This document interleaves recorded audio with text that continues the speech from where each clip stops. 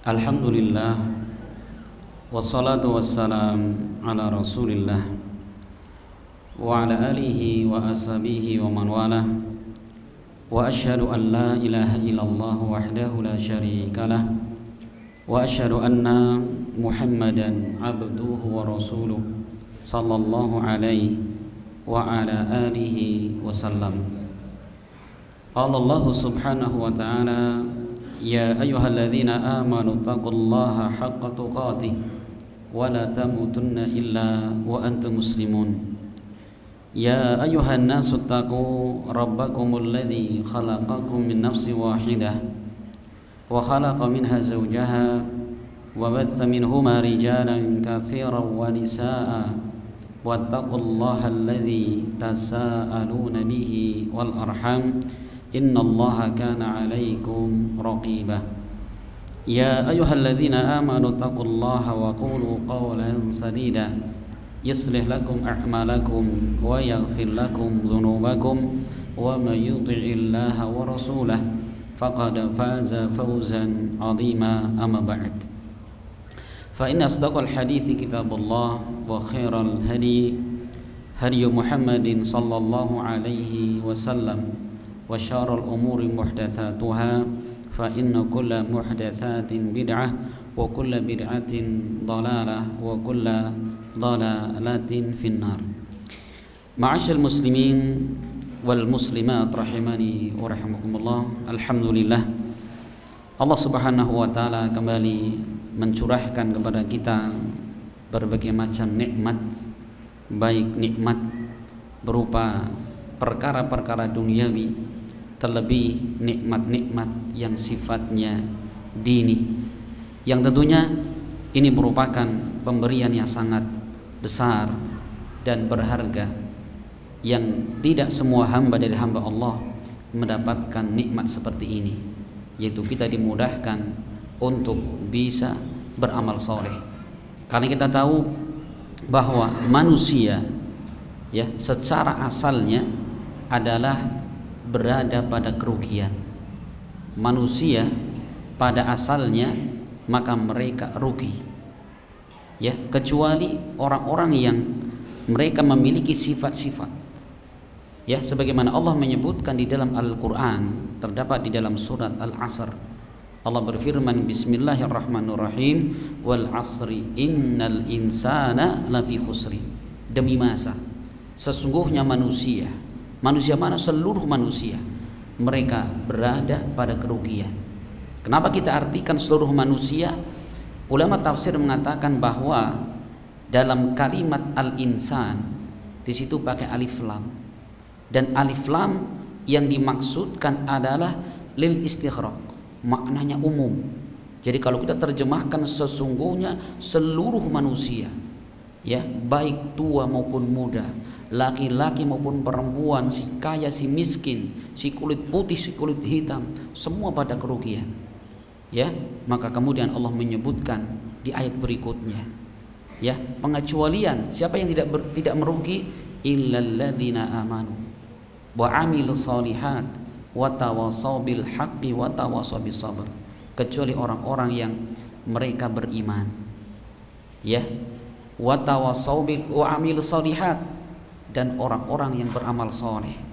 Ketiga, wa tawassaw bil haqq, mereka saling mewasiatkan, saling menasihatkan tentang kebenaran, wa tawassaw bis sabr, dan mereka saling mewasiatkan terhadap kesabaran.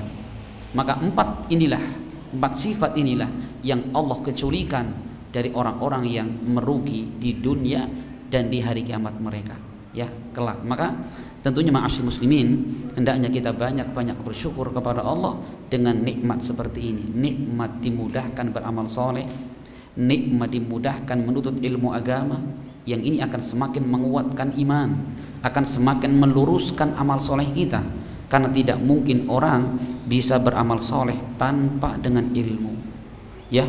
Orang tidak mungkin akan benar imannya tanpa dengan ilmu, ya. Maka semua adalah porosnya dengan ilmu. Maka tidak salah ketika Rasul mengatakan, man yuridillahu bihi khaira yufaqihu fiddin, barang siapa yang Allah inginkan untuknya kebaikan, maka Allah memahamkan kepadanya tentang urusan agama. Ya, Allah fahamkan urusan agama. Karena dari pemahaman agama inilah yang akan merubah hidup seorang hamba yang tadinya ibadah asal-asalan, dia belajar sehingga amalannya, ibadahnya terarah. Ya, ini Bapak sekalian. Maka insya Allah subhanahu wa ta'ala, ya, sebagai rasa syukur kita kepada Allah atas segala nikmat yang Allah berikan, maka kita manfaatkan waktu, kesempatan yang ada ini untuk kita kembali menggali dan mengaji, ya, dari kitab-kitab para ulama yang berisi tentang Al-Quran dan hadis Nabi sallallahu alaihi wasallam. Ma'asyil muslimin wal muslimat rahimani wa rahimakumullah. Insyaallah kita akan masuk di dalam Kitabut Tauhid alladzi huwa haqqullahi 'alal 'abid, bab yang ke-14. Ya, kita akan berpindah kepada bab ke-14. Penulis kitab mengatakan, babun qaulullahi ta'ala ayusyrikuna ma la yakhluqu syai'an wa hum yukhlaqun wa la yastati'una lahum nasra wa la anfusahum yansurun.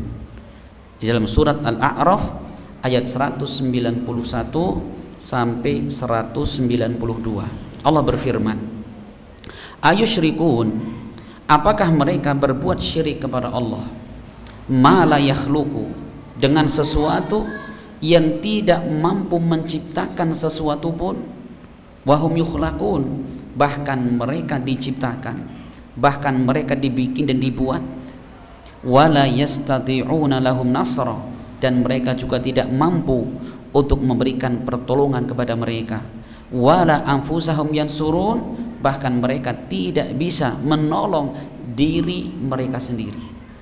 Jadi Bapak sekalian, bab ke-14 ini hakikatnya adalah melanjutkan di dua bab sebelumnya.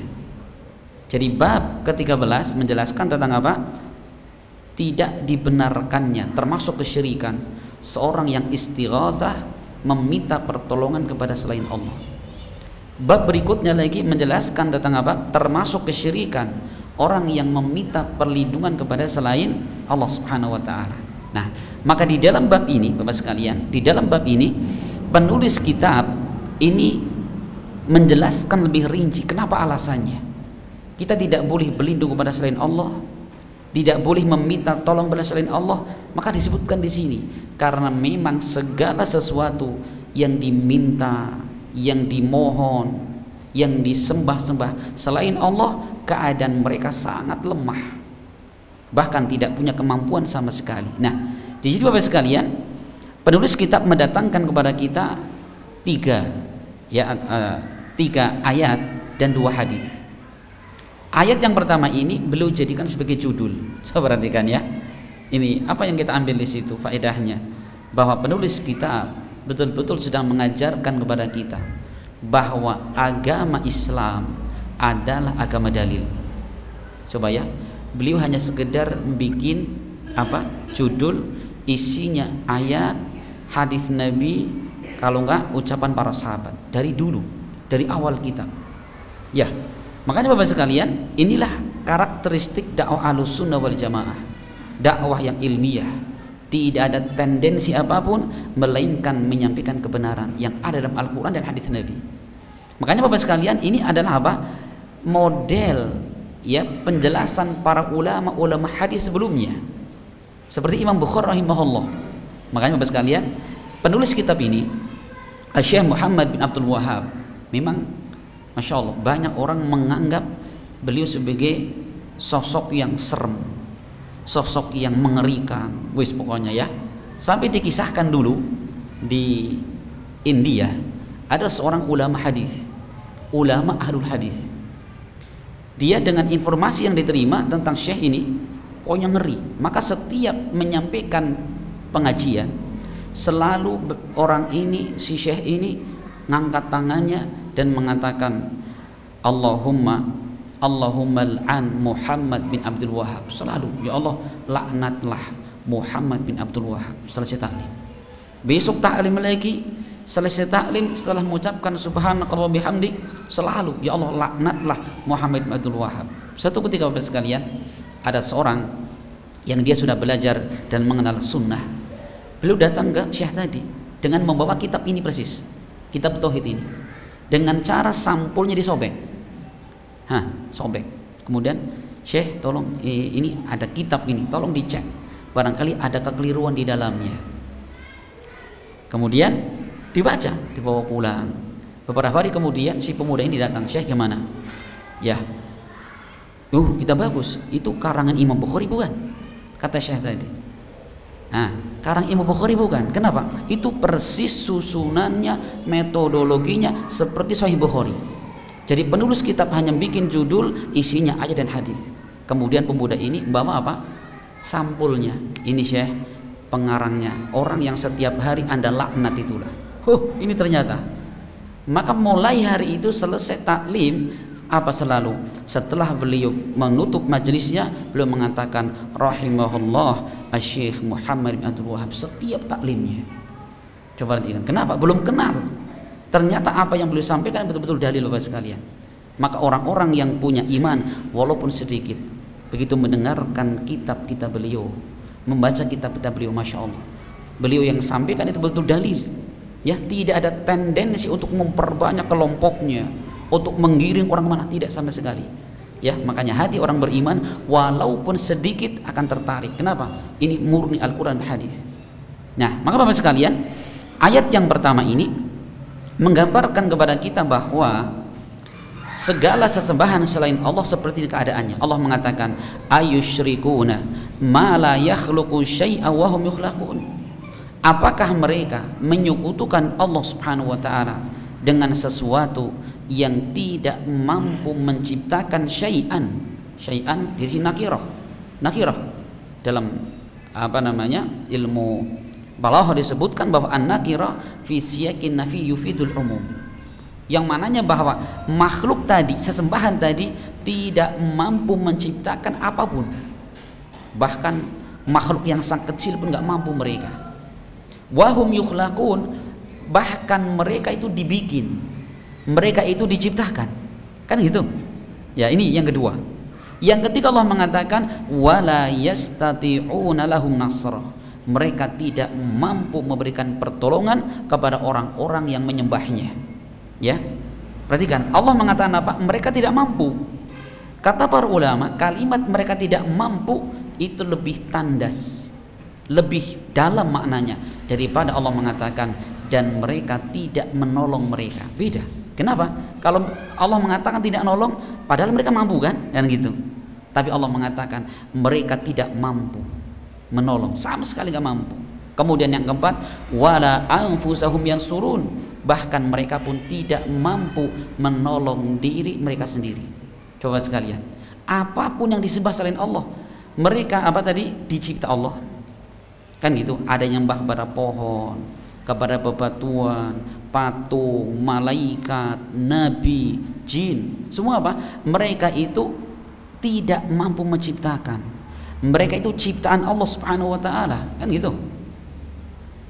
Ini sifat yang kedua. Yang ketiga, mereka tidak mampu menolong orang-orang yang menyembahnya, bahkan mereka pun tidak mampu untuk apa? Menolong diri mereka sendiri. Makanya masyhur Bapak sekalian, dulu di zaman sahabat Nabi ada seorang sahabat bernama Mu'ad bin Amr, ya, Mu'ad bin Amr. Jadi Mu'ad bin Amr ini si Amr ini bapaknya adalah seorang bangsawan dan orang yang ditokohkan saat itu. Cuman apa? Saat itu Mu'ad sudah masuk Islam, bapaknya masih dalam keadaan kekafiran. Bagaimana? Ya, Mu'ad ini sedang apa? Sedang menanamkan akidah kepada bapaknya tadi. Jadi bapaknya ini punya kebiasaan di rumahnya itu ada kamar khusus yang dijadikan tempat untuk menyembah berhala tadi. Nah, maka di malam hari Mu'ad ini, jadi kebiasaan bapaknya kalau mau tidur itu nyembah dulu, pamitan. Ya patung, mohon maaf malam ini kita berpisah dulu, ya semoga besok bertemu kembali. Gitu ya. Bangun tidur belum mencuci muka, nyembah dulu. Wah gitu.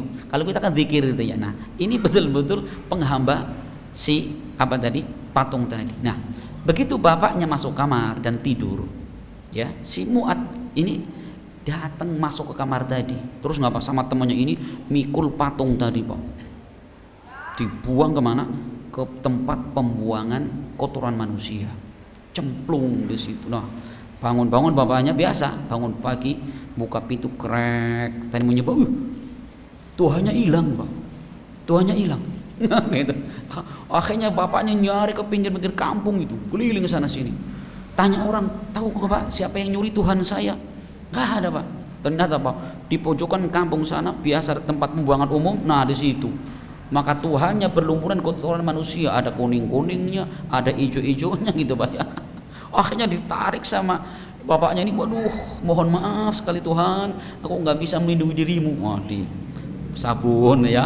Nah, habis itu apa? Disemprot pakai parfum, pikul lagi, pasang lagi. Nah, begitu mau tidur biasa, sembah lagi, pamitan mau tidur. Mohon maaf Tuhan, saya mau istirahat dulu, semoga besok ketemu lagi. Gitu. Nah, di malam kedua Bapak sekalian, si Mu'ad berulah lagi Pak, ulah yang positif itu. Begitu dengar bapaknya tidur, langsung ambil patung itu. Lah kali ini dahsyat lagi, Mu'ad dapat bangkai anjing, kemudian apa? Ditali sama patung tadi, dibuang ke pembuangan tadi, kan gitu, dibuang. Nah, bapaknya bangun tidur mau nyoba, uculin Tuhanku, hilang Tuhannya. Dicari lagi, kemungkinan di sana benar ternyata. Makanya dia marah-marah dari situ. Ini Tuhan sudah 2 kali ini hilang terus dicuri orang. Kamu nggak bisa melindungi diri kamu sendiri. Nah, ternyata dia lagi seperti itu. Ada beberapa orang Muslim lewat di situ. Kenapa Pak? Lah ini Tuhan saya dicuri orang. Gitu. Kata orang Islam ini, loh Pak, memang Tuhan Anda nggak bisa apa-apa. Akhirnya dikenalkan kalau Allah Subhanahu Wa Taala akan menolong hamba ketika hamba membutuhkannya. Perhatikan akhirnya Pak. Akhirnya dia mengatakan terakhir, pokoknya kalau malam ini Tuhanku masih hilang, saya tinggalkan kamu. Bener, dia tidur besok lagi hilang lagi Tuhannya itu. Akhirnya apa? Dia memutuskan masuk ke dalam Islam. Perhatikan Bapak sekalian. Karena memang ya sesembahan selain Allah itu lemah semua itu. Nah, ini perhatikan. Maka di dalam ayat yang mulia ini Allah menyebutkan apa? Ada 4 hal yang menunjukkan kepada kita tentang lemahnya sesembahan selain Allah Subhanahu wa taala. Gak bisa apa-apa mereka itu. Kok kemudian kita mintai? Kita mohon kepada mereka, rugi kita itu. Nah, maka Bapak sekalian, dalam ayat yang mulia ini menunjukkan kepada kita tentang apa? Wajibnya kita untuk apa? Membantah sesembahan orang-orang musyrikin. Dibantah mereka itu. Kenapa? Karena sesembahan mereka itu, ibadah mereka itu nggak masuk akal. Ya, dan ini juga menunjukkan kepada kita tentang apa? Sedikitnya akalnya orang-orang musyrik. Orang musyrik hakikatnya mereka orang yang tidak punya akal yang baik. Coba sekalian, batu dia pahat sendiri. Tadi kan batu dikali, dipikul sama anaknya, mungkin istrinya suruh dorong-dorong gitu ya. Habis itu dipahat, dibentuk, ada hidungnya, ada matanya, pas bikin kupingnya copot, dipasang di lem lagi, itu Pak ya. Dia bikin. Coba habis itu ditaruh, disembah-sembah, diminta-minta. Coba, mana akal sehatnya kan gitu. Batu nggak bisa apa-apa kok diminta-minta.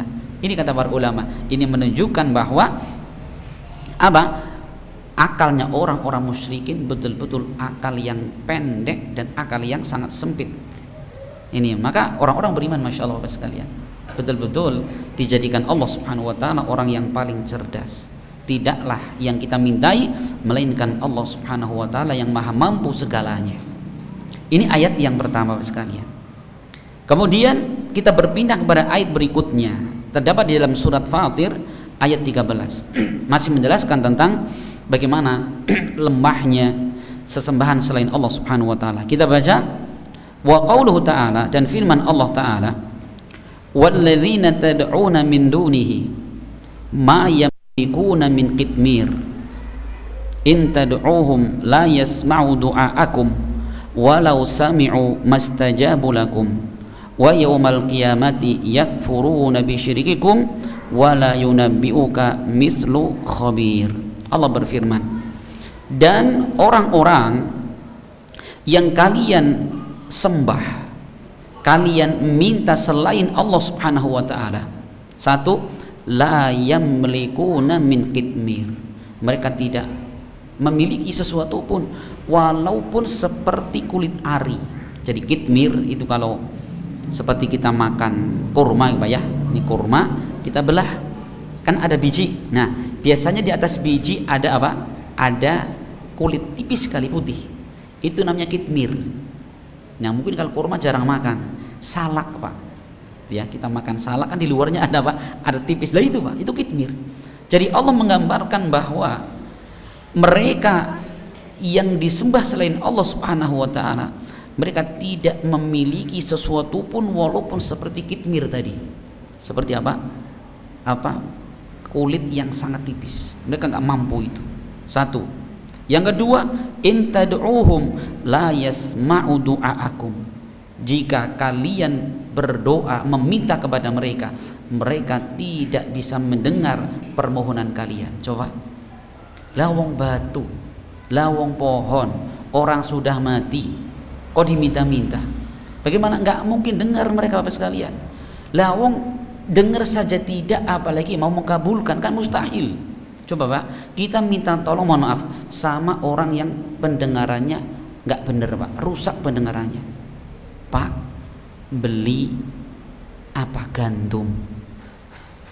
Iya, gandum apa Pak? Gandum ya. Ini orang apa? Coba kita bisa marah sendiri gitu ya. Beli apa? Gandum. Dikasihnya apa? Dikasihnya apa? Mie. Nah, coba kan repot itu Pak ya. Nah sekarang coba patung diminta-minta masuk sampai kita nangis kayak apapun nggak pernah mereka mampu mengabulkan. Karena Pak mereka tidak mendengar.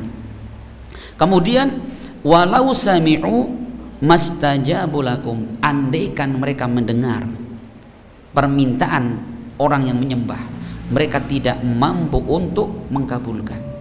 Perhatikan, tidak mampu mengabulkan.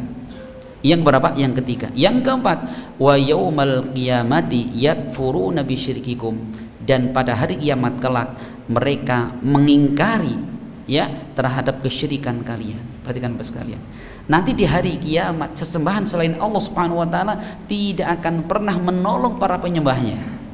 Bahkan apa? Yang ada justru sesembahan selain Allah ini akan apa? Memusuhi mereka. Allah sebutkan dalam ayat yang lain, dalam surat Al-Ahqaf ayat ke-6, Allah berfirman, wa idza husyiran nasu kanu lahum a'daan wa kanu bi'ibadatihim kafirin. Dan apabila manusia dikumpulkan, digiring pada hari kiamat, kanu lahum a'da, maka mereka ini menjadi musuh-musuh mereka. Wa kanu bi ibadatihim kafirin, dan mereka apa? Mengingkari terhadap ibadah mereka selama ini. Bacakan. Maka apapun yang mereka sembah, baik yang mereka sembah malaikat, ataukah para nabi, ataukah jin, ataukah orang soleh, semua akan apa? Mengingkari penyembahannya. Coba, apa nggak rugi udah seperti itu? Ya, ini Bapak sekalian. Jadi dalam ayat yang mulia ini Allah menyebutkan 4. Tadi di ayat sebelumnya berapa? Allah menyebutkan 4 juga. 4 apa? Tentang kelemahan sesembahan selain Allah. Di ayat ini Allah juga menyebutkan 4. Apa yang pertama? Mereka tidak memiliki apapun walaupun seperti biji ari. Maaf, kulit ari. Yang kedua, ketika mereka diminta, sesembahan tersebut tidak mendengar. Yang ketiga, andaikan mereka mendengar, tidak mampu untuk mengkabulkan. Sedangkan yang keempat, di hari kiamat justru sembahan mereka akan memusuhi. Ustadz, bagaimana kalau orang yang menyembah kepada Nabi Isa alaihissalam? Sama, Nabi Isa tidak pernah ridho disembah-sembah, dikatakan sebagai putra Allah Subhanahu wa taala, nggak pernah ridho. Ini Bapak sekalian ya. Iya, makanya ini di hari-hari ini Masya Allah ujian. Ini malam apa nih? Malam 24 ya. Nah, besok malam ini Pak. Ya, orang pesta apa? Mengatakan Allah punya anak. Makanya banyak istighfar kepada Allah, banyak bertobat kepada Allah Subhanahu wa taala. Kenapa Bapak sekalian? Yang namanya alam seperti langit, bumi, kemudian gunung, mereka tidak ridho dan mereka bereaksi ketika ada orang mengatakan Allah punya anak. Ya, Allah menyebutkan wa qalu takhadar rahmanu walada laqad ji'tum syai'an idda takadu samawati yatafattarna minhu wa tanshaqqul ardu wa takhirrul jibalu hadda anda aulir rahmani walada. Mereka orang-orang musyrik mengatakan Allah punya anak. Siapa yang mengatakan? Banyak itu. Ya. Orang musyrik mengatakan Allah punya anak. Allah mengatakan laqad ji'tum syai'an iddah.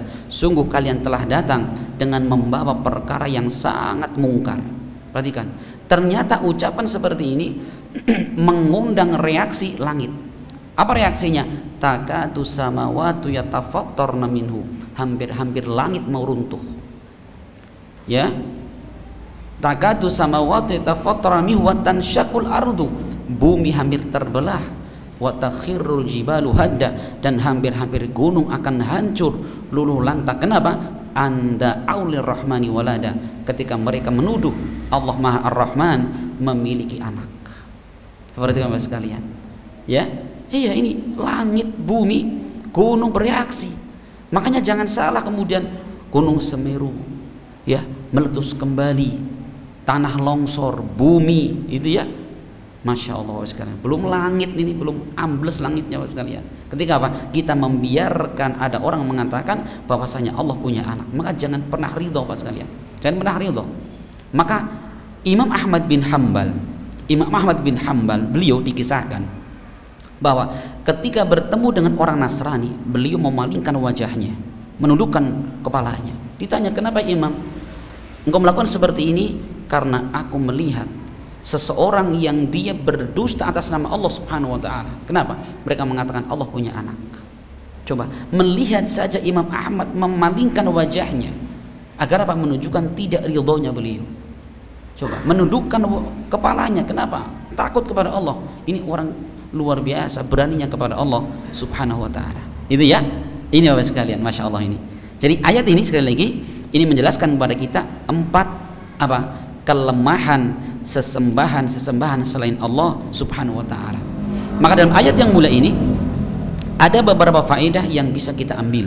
Yang pertama adalah menunjukkan tentang batilnya kesyirikan dengan dalil yang qat'i. Ya, menunjukkan batilnya kesyirikan dengan dalil yang sangat pasti. Adapun yang kedua bahwa syarat sesuatu itu boleh untuk dimintai, dimohon, yaitu yang pertama ketika mereka memiliki sesuatu. Sedangkan sesembahan selain Allah, tadi Allah mengatakan ma yamlikuna min kitmir. Mereka tidak mampu, tidak memiliki walaupun seperti kulit ari tadi. Ini syaratnya. Adapun syarat yang kedua bahwa sesuatu boleh diminta itu ketika mereka mendengar. Ya, patung, ya, pohon, orang sudah mati, mereka nggak mendengarkan, maka nggak berhak untuk dimintai. Kemudian yang ketiga, mereka mampu untuk mengkabulkan permintaan. Tidak ada seorang pun yang mampu mengkabulkan permintaan kecuali Allah Subhanahu wa ta'ala. Ustaz, tapi ada orang datang ke tempat katanya keramat, minta-minta di situ, pulang mendapatkan hajatnya, ya kan? Kadang-kadang bingung kita itu. Loh, itu dulu datang ke gunung ini, ke pantai ini, pulang-pulang jadi kaya raya, usahanya lancar. Apa itu karena doanya dia kepada sesembahan tadi? Tidak Bapak sekalian. Itu semua terjadi dengan takdir dan ketentuan Allah Subhanahu wa ta'ala. Gitu Pak. Andaikan mereka tidak datang ke tempat itu, Allah takdirkan kaya akan kaya. Itu loh Pak ya. Jadi apa? Rizki Allah itu sudah dicatat. Tinggal kita mau ngambil dengan cara halal atau cara haram. Kan gitu. Makanya pernah kita kisahkan tentang kisahnya Ali bin Abi Thalib. Ketika beliau hendak melakukan ada acara di suatu tempat, beliau bawa kendaraannya. Dia sudah niat, punya azam, nanti saya pulang, saya kasih kepada tukang parkir sejumlah uang. Sudah niat itu. Beliau masuk ke tempat acara. Begitu selesai acara, ternyata apa? Ikat ontanya beliau hilang Bapak sekalian. Tukang parkirnya hilang juga, kabur orangnya. Wah, ini mau pulang ini. Akhirnya apa? Ali minta tolong temannya suruh beliin apa? Ikat tali tadi ke pasar. Harganya persis misalkan 200.000 gitu ya. Tadi mau ngasih 200.000. Begitu datang, loh, ini kan tali saya. Akhirnya apa? Dia mengeluarkan 200.000. Apa kata Ali bin Abi Thalib? Luar biasa. Tadi saya akan memberikan kepada dia ya uang 200.000 dengan cara yang halal. Namun apa? Dia justru mendapatkannya uang yang sama dengan cara yang haram. Gitu Pak. Itu ya. Jadi jangan terpukul gitu. Ada orang ini habis datang ke tempat minta-minta, tiba-tiba dagangnya tambah laris. Tiba-tiba usahanya maju. Ya, pertaniannya maju. Itu bukan karena kesyirikan mereka, tapi apa? Sudah takdirnya Allah Subhanahu wa taala, gitu ya. Andaikan mereka tetap ibadah kepada Allah pun akan dapat harta segitu. Gitu loh Pak ya. Ini jangan pernah kita tertipu dengan tipu daya setan ini.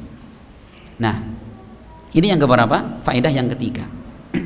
Kemudian faedah yang berikutnya Bapak sekalian, bahwa kesyirikan ini akan menyebabkan permusuhan. Sudah, kesyirikan itu akan menyebabkan permusuhan. Yaitu siapa? Permusuhan antara yang menyembah dengan yang disembah.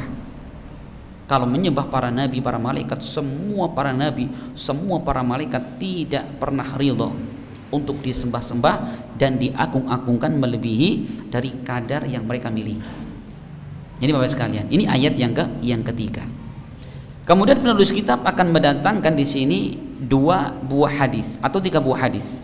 Yang pertama beliau mengatakan wa fis sahihi an Anasin, dan dalam kitab Sahihul Bukhari dari Anas beliau mengatakan syujjan nabiyyu sallallahu alaihi wasallam yauma Uhud wa kusirat rubaiyatuhu, bahwasanya Rasulullah beliau pernah terluka pada kepala beliau di kejadian perang Uhud, wa kusirat rubaiyatuhu, dan gigi taring beliau pecah. Bapak sekalian, Rasul ketika perang Uhud gigi beliau pecah. Apa yang kita ambil? Ini menunjukkan bahwa Rasulullah itu manusia biasa. Ini, jadi penulis kitab sedang menjelaskan sekarang bahwa walaupun yang diminta itu adalah Nabi, tidak berhak sama sekali. Kenapa? Rasul makhluk biasa. Di dalam perang Uhud ini beliau pecah gigi taringnya. Jadi ada kisah Bapak sekalian bahwa di dalam perang Uhud ini ya, saat itu Masya Allah, sebenarnya ini adalah dendam yang dilakukan orang-orang musyrikin terhadap kekalahan mereka pada perang Badar. Jadi perang Badar mereka kalah telak. Makanya mereka balas dendam kepada kaum muslimin di perang Badar ini, di perang Uhud ini. Ya.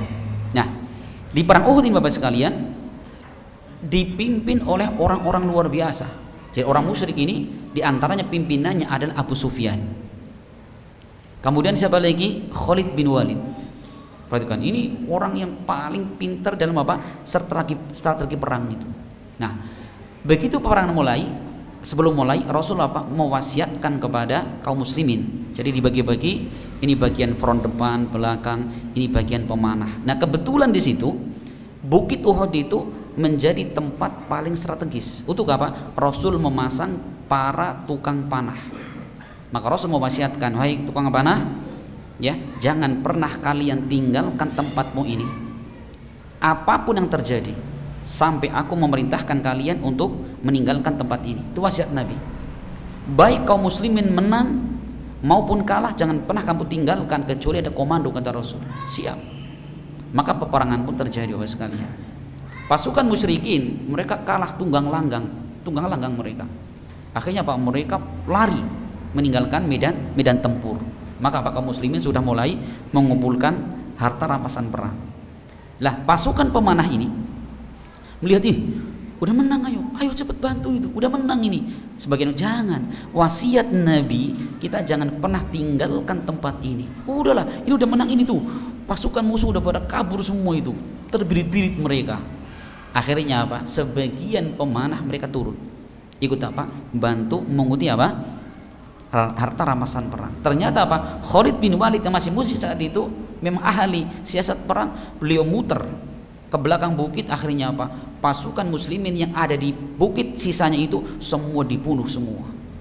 Maka keadaan terbalik, justru kaum muslimin yang lagi mengumpulkan harta rampasan perang dipanah dari belakang. Akhirnya sampai Rasulullah pun beliau terkena gigi taringnya tadi. Masya Allah sekalian ya, ini di perang Uhud itu. Nah, Rasul saat itu beliau luka, bahkan giginya sampai patah gitu. Maka kemudian Rasul beliau mengatakan, kaifa yuflihu qaumun syajju nabiyahum, bagaimana mungkin akan beruntung suatu kaum yang mereka itu melukai nabi-nabi mereka. Perhatikan. Maka Allah kemudian turunkan ayat yang terdapat di dalam surat Ali Imran ayat 128. Allah berfirman, laisa laka minal amri syai'un, ya, sesungguhnya engkau wahai Muhammad tidak punya urusan sama sekali dalam urusan itu. Artinya apa? Rasul nggak mampu itu. Rasul tidak mampu, bahwa itu urusan Allah Subhanahu wa taala. Itu ya. Rasul nggak punya kemampuan apa-apa dalam hal itu. Maksudnya apa? Untuk menjadikan mereka celaka, nggak bisa. Kenapa? Memang Rasul adalah manusia biasa. Nah, ini Bapak sekalian, Masya Allah. Apa faedah yang dapat kita ambil dari hadis ini? Yang pertama, menunjukkan tentang apa? Tentang batilnya kesyirikan terhadap para wali. Ya, perhatikan, sampai Rasul, orang yang paling mulia saja, ya, beliau tidak mampu memberikan bahaya kepada mereka, kepada musuh-musuh Allah Subhanahu wa taala. Faedah yang kedua, bahwa Rasul manusia termulia saja, beliau mendapatkan ujian dari Allah Subhanahu wa taala, dan beliau bukan orang yang sakti. Perhatikan ya, tidak seperti sebagian orang memahami bahwa dikatakan orang soleh, dikatakan wali Allah ketika mereka punya perkara-perkara yang di luar kebiasaan, bisa jalan di atas air, ya, bisa duduk di atas api, atau mungkin sholat sunnah di atas pupus pisang gitu ya, atau jala ikan di aspal gitu ya. Bukan, itu bukan ciri wali Allah.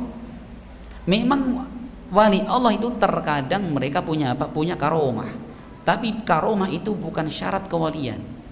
Dan terus wali Allah itu siapa? Allah sebutkan Al-Quran, ala inna awliya Allahi la khawfun alaihim wa lahum yahzanun alladzina amanu wa kanu yattaqun. Ketahuilah, sesungguhnya wali-wali Allah adalah orang-orang yang tidak punya rasa takut dan tidak punya kekhawatiran.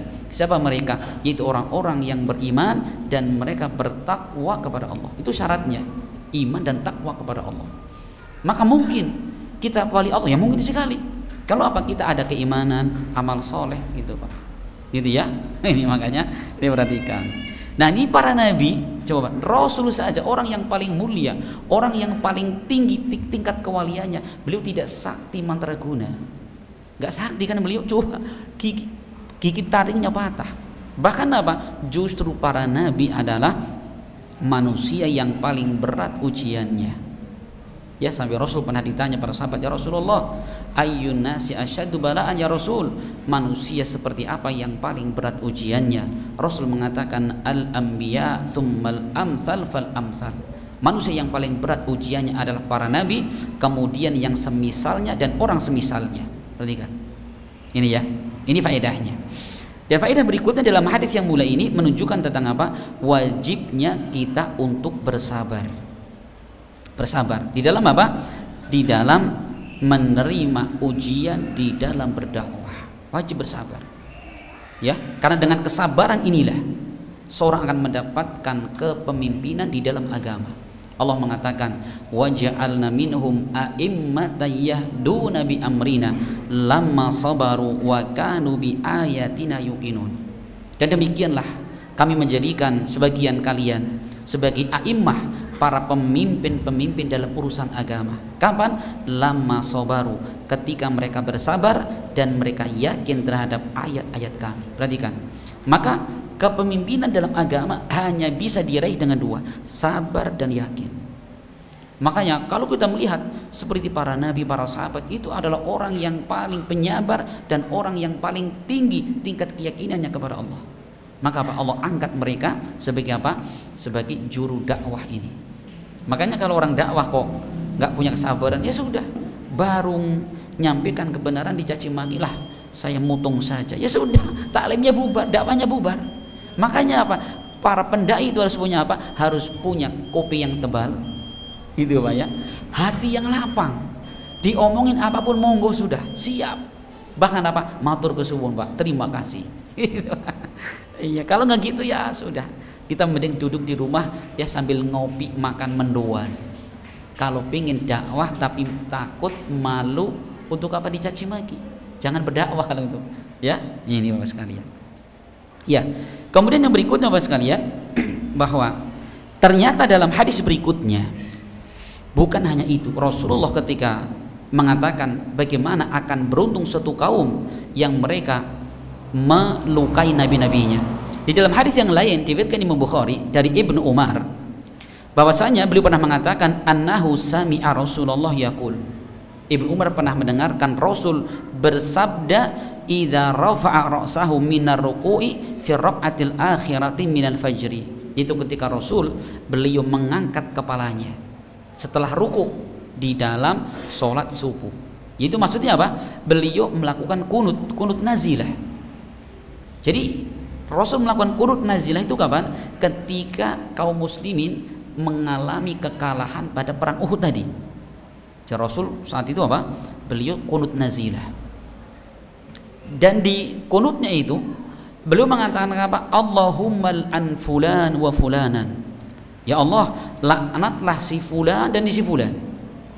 Setelah beliau mengucapkan sami Allahu liman hamidah rabbana walakal hamd, gitu. Jadi apa? Rasul mengatakan apa? Ya Allah, laknatlah fulan dan fulan. Akhirnya apa? Allah turunkan ayat laisa laka minal amri syai'un. Engkau tidak memiliki kuasa dalam urusan itu wahai Muhammad. Di dalam hadis yang lain ternyata apa? Rasul menyebutkan orang-orang yang dilaknat tadi. Wa fi riwayatin yadu ala Safwan ibni Umayyah wa Suhail ibn Amr wal Harith ibni Hisham. Bahwa yang Rasul doakan kejelekan tadi 3 orang. Safwan bin Umayyah, Suhail bin Amr dan Al Harith bin Hisham. Perhatikan. Ternyata Bapak sekalian, Allah mengatakan turunkan ayat, ya Muhammad laisa laka minal amri syai'. Sesungguhnya engkau tidak punya kuasa dalam urusan itu. Ternyata Bapak sekalian, di kemudian hari ketiga orang ini yang tadi Rasul sebutkan namanya di dalam kunut nazilah itu apa? Kedepannya masuk Islam dan baik keislamannya. Apa yang kita ambil di situ? Berarti Rasulullah tidak tahu perkara gaib, ya kan? Rasul melaknat orang, maka Allah mengatakan Muhammad, kamu tidak punya urusan dalam hal itu. Kenapa? Allah Maha tahu. Ternyata di hari-hari berikutnya apa? Ketiga orang ini menjadi apa? Menjadi orang terdepan di dalam keislaman. Masuk Islam semua itu. Siapa tadi? Safwan bin Umayyah, Suhail bin Amr dan Al Harith ibn Hisham.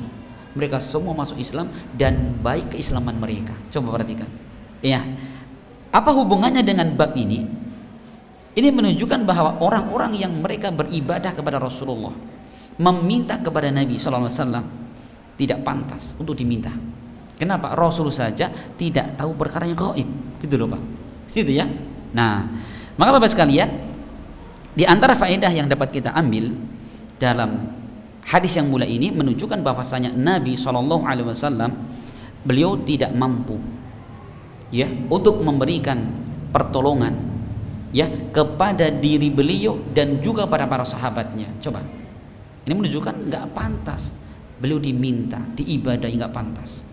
Ya, yang kedua, ini juga menunjukkan tentang batilnya ibadah orang-orang musyrikin kepada Nabi.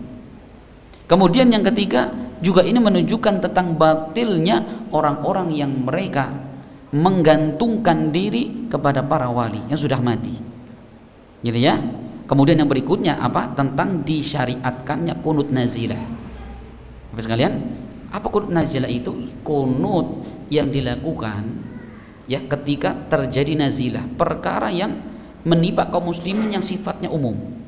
Jadi kalau kita perhatikan dalil-dalil yang ada, Rasul melakukan kunut nazilah itu dan juga para sahabat, perhatikan, itu setelah mendapatkan persetujuan dari pemimpin saat itu. Jadi pembahasan kunut nazilah itu bukan sekedar pembahasan fikih, tapi juga pembahasan tentang kepemerintahan. Jadi bahasa lain bahwa yang menentukan ini pantas tidak untuk diadakan kunut nazilah adalah pemerintah.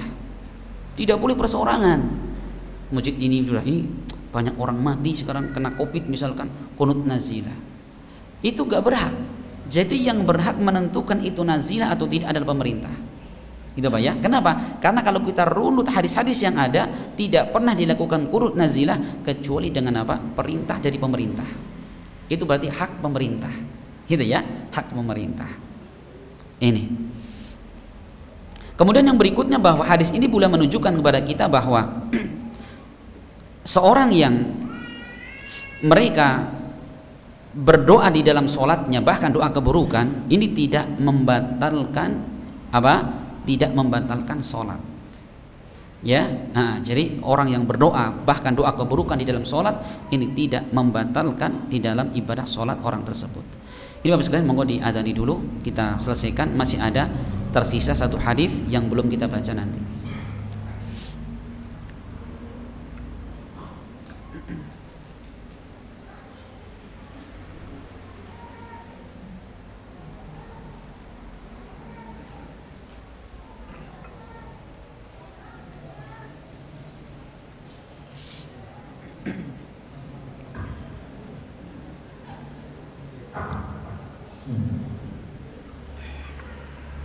Allahu Akbar, Allahu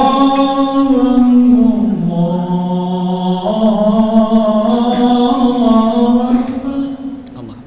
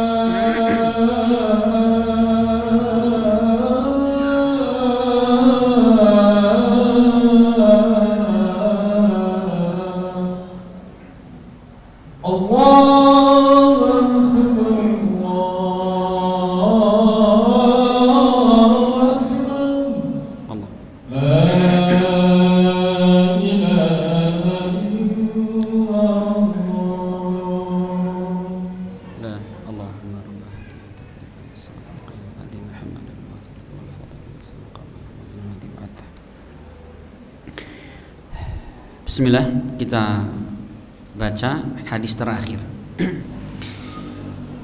Wa fihi an Abi Hurairah radhiyallahu anhu qala, dan dalam kitab sahih dari Abu Hurairah radhiyallahu anhu, beliau pernah mengatakan, qama Rasulullah hina unzila alaihi wa anzir ashiratakal aqrabin. Rasul suatu ketika beliau berdiri untuk berkhutbah. Kapan? Setelah diturunkan ayat kepada beliau, wa andir ashirataka al-aqrabin, dan berilah peringatan kepada keluarga-keluarga dekatmu. Jadi Allah perintahkan kepada Rasul untuk apa? Segera tegak berdiri untuk mendakwai apa? Keluarga beliau. Maka apa? Beliau pun berkhutbah. Apa isi khutbahnya? Dia mengatakan, ya ma'syara Quraisy, wahai segenap kaum Quraisy, ishtarau anfusakum wala ughni ankum minallahi syai'ah, yaitu selamatkanlah diri-diri kalian dari siksa Allah, dan aku tidak mampu untuk memberikan keselamatan kepada kalian dari siksa Allah sedikit pun. Bapak sekalian, Rasul mengingatkan kepada Quraisy, wahai Bani Quraisy, ya, ini kabilahnya Nabi, ya, silahkan kalian selamatkan diri kalian dari murka Allah, dari siksa Allah Subhanahu wa taala. Aku tidak mampu menyelamatkan kalian sama sekali. Ya Abbas ibn Abdul Muttalib, wahai Abbas putra Abdul Muttalib, itu pamannya Rasul, la ughni anka minallahi syai'an, aku tidak mampu untuk menyelamatkan engkau dari siksa Allah sedikit pun. Wa ya Safiyah ammata Rasulillah, wahai Safiyah bibi Rasulullah, la ughni anki minallahi syai'an, aku tidak mampu menyelamatkan engkau dari siksa Allah sedikit pun. Wa ya Fatimah binta Muhammad, wahai Fatimah binta Muhammad, salini min mali masyikti, silahkan engkau minta kepadaku berupa harta apapun yang kau inginkan. Wala ughni anki minallahi syai'an, dan aku tidak mampu menyelamatkan engkau dari siksa Allah sedikit pun. Bapak sekalian, Rasul ini mengucapkan terang-terangan di hadapan apa? Di hadapan keluarga dekat beliau, bahwa apa? Beliau tidak mampu untuk apa? Menyelamatkan mereka dari siksa Allah Subhanahu wa taala. Ini jadi faedahnya Bapak sekalian, yang pertama, Rasul ketika beliau diperintahkan Allah untuk apa? Untuk memberikan peringatan, beliau bersegera melakukan. Ini menunjukkan bahwa di antara sifat Rasul yang harusnya kita teladani, yaitu segeranya beliau untuk menjalankan kebaikan, untuk melakukan perintah Allah Subhanahu wa taala dalam semua hal. Pokoknya kalau kita tahu itu kebaikan, itu perintah Allah, segera lakukan. Seperti sholat misalkan, ya, Rasul pernah mengatakan, la yazalu qaumun yata'akhkharuna hatta yuakhirahumullahu fi umurihim, dan suatu kaum yang mereka terus menerus mengakhirkan, mengundur-undur sholat mereka sampai Allah Subhanahu wa taala mengakhirkan segala urusan mereka. Urusan apa? Urusan dunia, Pak. Baik itu urusan rizki, ya, kenapa rizkinya kok alot, ya, tidak segera Allah berikan rizki. Kita bekerja, jualan, ini nggak dapat rizki. Kenapa? Ternyata apa? Satu tadi kuncinya, kenapa? Kita tidak segera ketika sholat. Yang kedua, Allah tidak segera kenapa? Disembuhkan dari penyakit. Itu karena apa? Sebabnya kita apa? Tadi mengakhirkan dan ngudur-ngudur sholat. Atau mungkin jodohnya, ya sudah sekian umurnya belum dapat jodoh, coba perbaiki sholat kita. Niscaya apa? Allah Azza wa Jalla akan segerakan urusan kita. Sudah, ya, jodohnya, rizkinya, kesehatannya, atau mungkin apa? Apalagi dalam urusan hidayah, ini paling berbahaya. Karena kita suka ngudur-ngudur sholat, akhirnya apa? Allah akhirkan kita mendapatkan petunjuk. Itu ya, semakin lama justru semakin jauh dari hidayah, semakin lama justru semakin jauh dari sunnah Nabi. Itu kenapa? Itu diantara sebabnya kita apa? Terbiasa mengundur-undur waktu sholat. Ini ya, perhatikan. Dan itu bukan sifat yang baik Bapak sekalian. Akan tetapi sifat yang terpuji yang dilakukan Rasul adalah apa? Adalah bersegera ketika mendapatkan perintah Allah, segera. Ya, Allah mengatakan fastabiqul khairat, berlomba-lombalah kalian di atas kebaikan. Apa lomba? Yang paling cepat. Apa ada lomba yang paling belakang menang? Enggak ada. Lomba itu yang menang yang paling depan. Ini. Kemudian yang kedua, hadis ini juga menunjukkan tentang apa? Bantahan bagi orang-orang yang mereka beribadah, meminta kepada Nabi dan juga kepada orang-orang soleh. Perhatikan, Rasul saja angkat tangan. Itu kepada siapa? Kepada keluarga dekat beliau. Ya, Bani Quraisy, paman beliau, bibi beliau, bahkan anak beliau, beliau angkat tangan. Silahkan kalian minta, cari keselamatan kepada Allah, ya, dari siksanya. Adapun aku tidak mampu memberikan keselamatan kepada kalian. Ini perhatikan. Makanya dari situ bahwa apa? Tidak cukup seseorang itu, ya, memiliki hubungan kekerabatan dengan Nabi kemudian surga tempatnya, tidak sama sekali. Perhatikan ya. Jadi surga itu, kemuliaan itu bukan dengan dekatnya nasab kita kepada Nabi. Karena apa? Kemuliaan orang di sisi Allah bukan dengan nasab dengan nabi, tapi apa? Dengan takwa. Inna akramakum indallahi atqakum. Sesungguhnya orang yang paling mulia di antara kalian di sisi Allah adalah apa? Orang yang paling bertakwa. Bukan yang paling apa? Dekat kekerabatan dengan nabi. Tidak. Keturunan nabi mesti surga, enggak mesti. Makanya apa?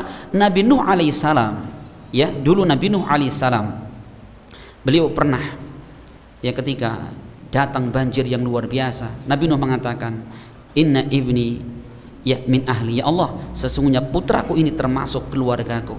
Apa kata Allah? Innahu laisa min ahli, innahu amalun ghairu shalih. Sesungguhnya anakmu itu bukan bagian dari keluargamu. Kenapa? Karena amalan dia bukan amalan soleh. Perhatikan, ya. Maka yang menyelamatkan seseorang dari neraka Allah Subhanahu wa taala itu adalah iman dan amal soleh. Bukan apa? Sekedar hubungan kekerabatan. Tidak sama sekali. Nggak ada guna, nggak ada manfaat dekat kerabatan dengan Nabi, tapi apa? Tidak soleh dan tidak beriman. Ini ya, iya, gitu. Makanya ambil faedahnya Bapak sekalian. Ambil faedahnya ini. Ya, ini kadang-kadang air jadi mahal kalau apa? Sudah disentuh keturunan Nabi, kan itu. Air jadi mahal gitu ya. Parfumnya tadinya 10.000 jadi 200.000. Kenapa? Ini sudah kena tangan keturunan Nabi kadang-kadang. Masya Allah ya, kok jadi mahal.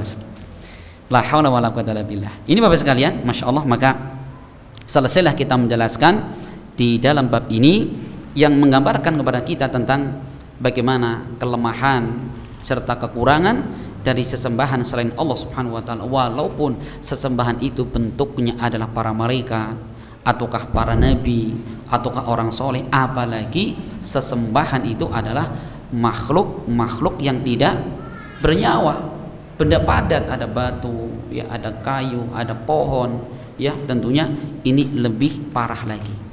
Ini Bapak sekalian yang bisa kita sampaikan. Nggak ada pertanyaan. Bismillahirrahmanirrahim. Assalamualaikum Ustadz. Ada pertanyaan dari Bapak Yusuf.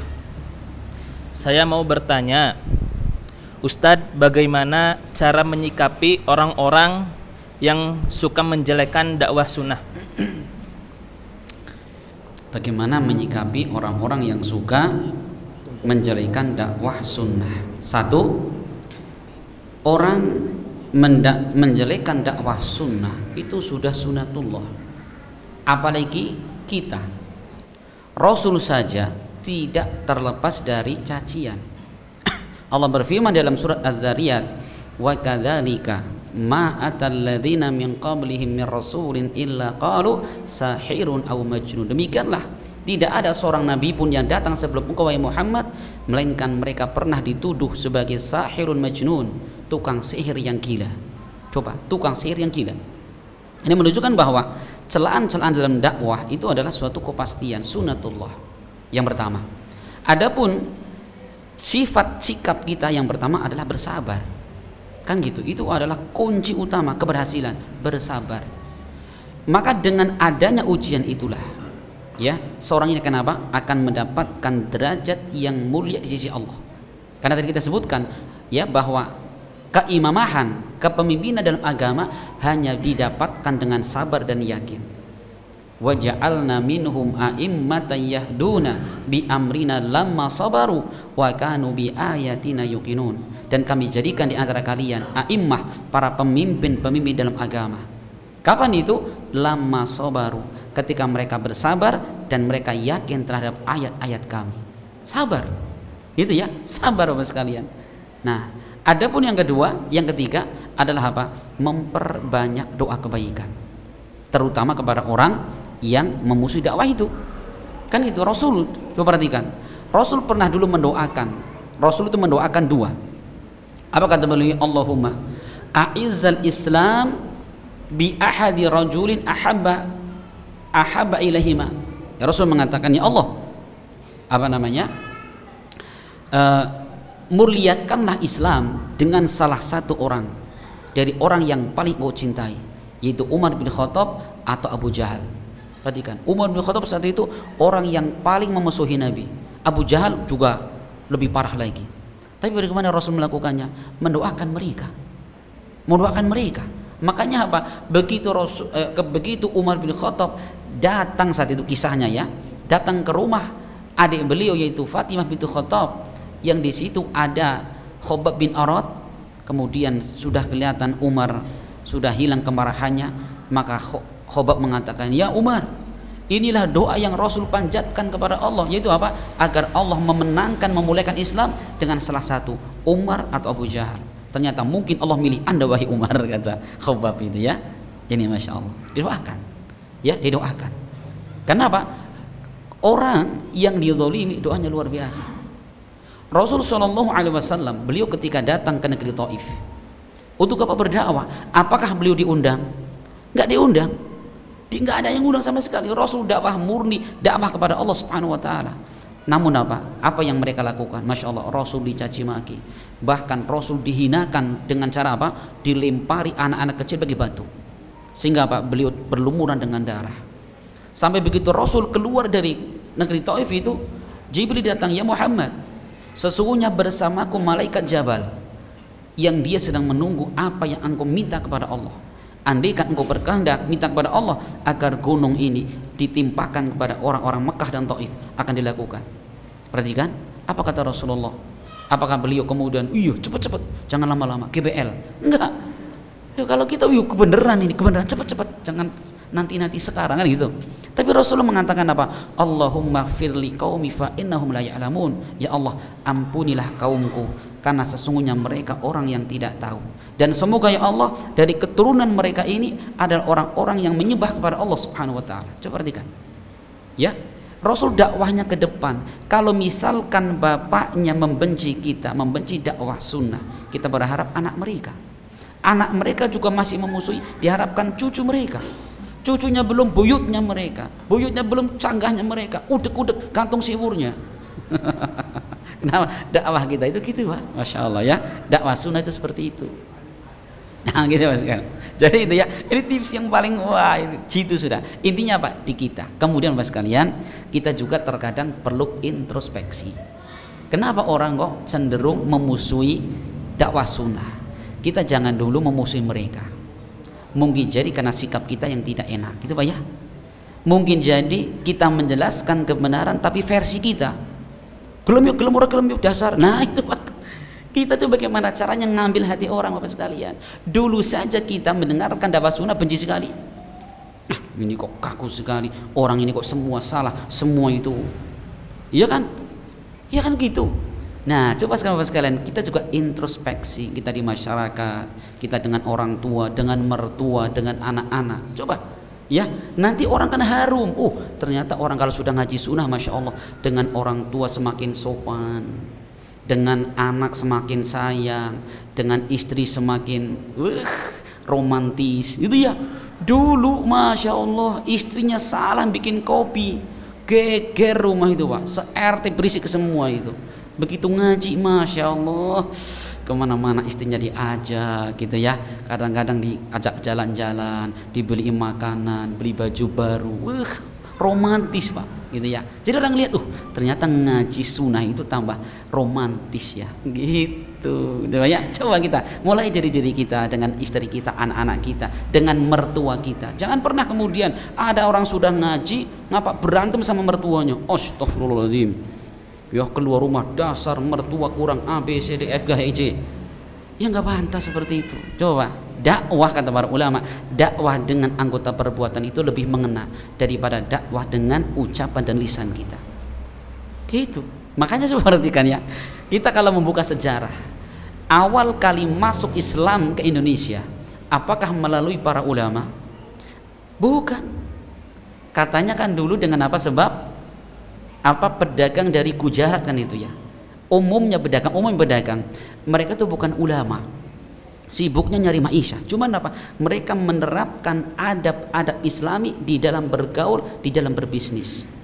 Orang Indonesia jiwa mereka lembut, melihat orang akhlaknya baik, sopan santun, jujur dalam bisnis, tertarik masuk Islam. Bahkan Islam menjadi agama terbesar di negeri kita tercinta ini. Dengan apa itu? Bukan dengan pedang, bukan dengan ulama, bukan, dengan akhlak. Perhatikan, makanya perhatikan, kita Indonesia itu punya kultur yang luar biasa itu, akhlak, sudah akhlak gitu ya. Makanya jangan salah, ada orang Islam bisa keluar dari Islam, kenapa? Terpukul dengan akhlaknya orang-orang di luar Islam. Saya pernah ceritakan dulu kan, ada seorang dia pernah tinggal di satu masjid pondok pesantren, itu di depannya ada rumah makan, orang kenalnya apa? Itu rumah makan Bu Yesus. Bu Yesus itu. Lah, padahal apa, dulunya itu muslimah itu. Jadi tanya, kenapa Bu kok bisa murtad seperti ini? Dia berkisah, dulu saya pernah sakit parah sekali, nggak ada satupun itu tetangga muslim yang nengok saya. Tiba-tiba ada pimpinan agama lain datang ke rumah saya, bilang, Bu, gimana? Saya doakan ya, tapi nanti kalau sembuh jadi hamba Allah ya, kata dia. Siap, doakan, ewes, dengan izin Allah sembuh gitu. Begitu sembuh datang lagi itu pimpinan agama itu, gimana Bu? Janjinya jadi hamba Allah, ayo dibawa ke sana, dibaptis, masuk murtad dari Islam sampai hari ini. Apa sebabnya itu? Perhatikan akhlak, perhatikan. Kaum muslimin gak ada yang nengok, justru orang di luar Islam yang nengok. Lah, akhlak seperti ini jangan sampai kemudian diambil orang di luar Islam, sedangkan orang Islam sendiri apa? Mereka meninggalkan akhlak seperti ini. Ini Bapak sekalian. Maka kita tekankan di situ akhlak, jangan pernah kita remehkan akhlak. Ya, keberhasilan dakwah dengan akhlak itu luar biasa. Gitu ya. Coba. Jadi kita jangan sampai kemudian nuduh orang, musuhi di orang jelek, jangan doa. Sekali-kali kita introspeksi, kita ngaca diri, apa kekurangan kita, gitu ya, apa sumbangsih kita kepada masyarakat, kan gitu Bapak sekalian. Wallahu a'lam bishawab. Sudah, ada yang lain? Ini Bapak sekalian yang bisa kita sampaikan, semoga bermanfaat dan semoga Allah Subhanahu wa taala memberikan kepada kita ilmu yang dapat kita amalkan dalam kehidupan sehari-hari. Amin ya rabbal alamin. Subhanakallahumma bihamdik asyhadu an la ilaha illa anta astaghfiruka wa atubu ilaik. Assalamualaikum warahmatullahi wabarakatuh.